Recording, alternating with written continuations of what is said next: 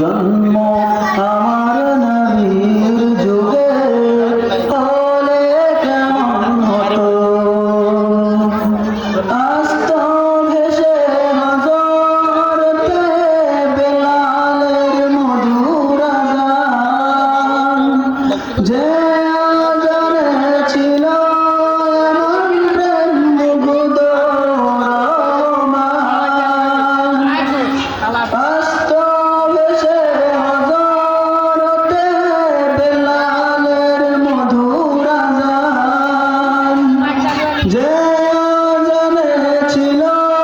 এমন প্রেম মুগ্ধ রহমান দয়াল নবীর পিছে